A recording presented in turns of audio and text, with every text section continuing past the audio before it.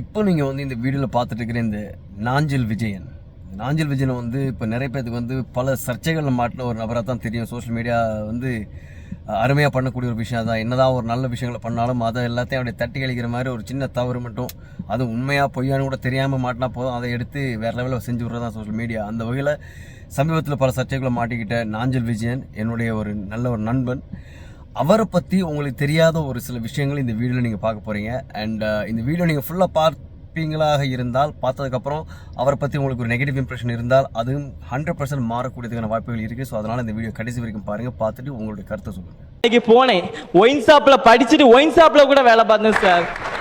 கொடுங்க அதிகாரிகள்லாம் மோசமானவங்கன்னு, ஆனால் ஒரு சில நல்ல அதிகாரி கூட இந்த கன்னியாகுமரி டிஸ்ட்ரிக்ட்ல இருக்காங்க சார். அவங்கள நான் கண்டிப்பா தலை வணங்கணும்.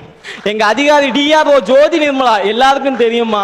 நான் சொன்னேன் அவங்க அம்மாட்ட என் கஷ்டத்தை சொன்னேன். எனக்கு கவர்மெண்ட் ஹாஸ்டல்ல கவலைப்படாதப்ப நான் உனக்கு இடம் வாங்கி தரேன். அந்த அதிகாரி ஜோதி நிர்மலா மேடம் இப்போ உள்ள கலெக்டர்கிட்ட சொல்லி எனக்கு கவர்மெண்ட் ஹாஸ்டல்ல இடம் கிடைச்சிருக்கு சார்.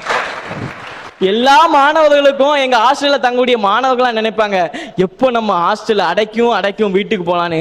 ஆனா நான் இது நாள் வரைக்கும் என் மனசுல எப்படின்னா நினைச்சிட்டு இருக்கேன், எப்பண்டா ஹாஸ்டல் அடைக்க கூடாதுன்னு.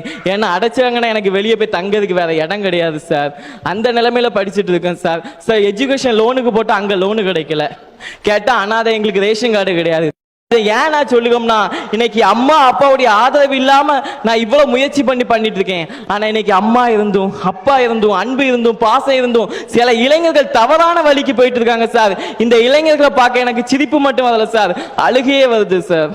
ஆனால் விஜய் என்ற உன்னை போன்ற இளைஞனை பார்த்தால் எனக்கு சிரிப்பு வரவில்லை. நீ எல்லாரையும் சிரிக்க வைத்தாய், கடைசியில் கண்ணீர் சிந்த வைத்து விட்டாய், சிந்திக்க வைத்து விட்டாய். நீ அனாதன்னு கஷ்டப்படாத. நிச்சயம் அரட்டை அரங்கம் பார்த்து கொண்டிருக்கக்கூடிய மனித நேயம் படைத்த இதயங்கள் இருக்கும் வரை நீ வாழ்க்கையில் அனாதை இல்லை.